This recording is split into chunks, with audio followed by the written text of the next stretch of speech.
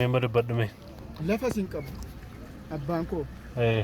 ani saalan ka'u obboleessa laman qaba tokkoon du'e obboleessi kan koo yatiima ta'e immoo ilmoon isaa asuma jira ani immoo waan nyaachisuun qabu kan koo jechuudha.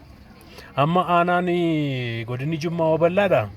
Uummati Jimmaa kun uummati sanyii mootii sababa maaliitiif kadhaatti biseene mee kun ajaa'ibuma nutti ta'e mee haqqi rabbiitti nu himame kana mee.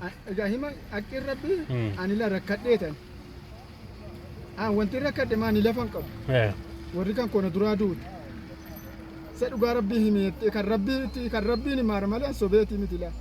Lafa maaltu isinirraa fudhatame? Lafti kan koontiin irra jiru bicuudha dhakaadha siin bakki irra taa'u sun lafa dhakaadha. Maal jedhamti aanittiin? Aanaan sun maal gandi sun maal jedhamti? Gandi keenya doobbii jedhama. Sokorruu nama? Sokorruun aanaa waradaa keenya. Waradaa keessan? Amma uummati sadaqaa funaannatu kun hammamme? Uummati Jimmaa kan Finfinnee keessa naannee sadaqaa funaannatu? Qudurii hin qabu. Biyya kamii dhufa ka qudurii hin qabu. Amma kana amantii tajajamoo uummatuma ofii fedhee kana godha? Akka kootti rakkinumaan ba'aalaa namni. Ishee. Rakkinuma manaa inni kaan hin qaba garuu wanti qaamni qabu hin qaba. Inni irra moo dhabaadhumatti caala jechuudha. Garuu amma yeroo seenaadhaan nageenyu nuun. Jimmaa mootiidhaan bulaa turte Oromoo keessaa warra mootiiti warra kabajaa qabanii jedhu. Garuu har'a uummati Jimmaa magaalaa keessa deemee magaalaa Finfinnee keessa deemee saantiba tokko lama kadhate. Birrii tokko lama fudhate. Mana namaarra deemee. Maaf ta'e kun? Maqaa mootii balleessuun ta'u kun? Maqaa mootii samma dhugaadhaan. Hojjedhaa guddadhaa jedhaaran.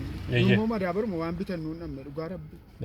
Amma kan biyya bulchaa jiru soo ilmuma keessan bashaashaatti kan dhalate Dr. Abiyyi. Nurroo fagoodha. Haa ta'u iyyuu godina Jimmaati ka. Godina Jimmaa. Inni waa ammoo isinii yaalure. Maal beekna kaasa waan siichinuu yaadu mangistiidha waan inni addaan siichinuu ta'ee akka uummata guutuutti waan nuu ta'u maal beekna siichi beekna garuu egaa ammaa ribaa waa himuun hin ta'a.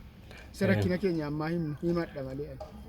Inni sirriidha haa ta'u amma isinii magaalaa Jimmaa kana dhiistanii magaalaa Finfinnee kana keessa walii gajjooraa ooltu waan hin kennaa uummati kun waa isinii kenna darbata. Birrii tokko birrii shanii nuuf kenna. Jimmarraas wayya. An takkaa Jimmaan naqeen beeku warri kan koona duraa duunaan yatiimaa wajjin rakkadheenan ijoollee bibbicuun qabaa waan nyaachisu dhabee dhufe ilmoo koo fudhadhee dhufe. Asuma dhufte asuma galte. Sangaa dhabee lafas immoo lafa dhagaarran jiraa fayyaduu dide dhugaa rabbii kaa'e jennaan kaa'aara. Kana kan koo jechuudha. Amma nuun akka uummata Oromootti nutti ulfaatennaan isin gaafanna. As magaalaa kana keessa namni deemee kadhatu Oromoo ta'ee irra jireessi isaanii godina Jimmaatti dhufu. Irra caalaan isaanii immoo uummata Musliimaati. Uummati Musliimaa immoo wal gargaaruudhaan beekama. Kana isin masgida keessatti deemtanii himantaniittu.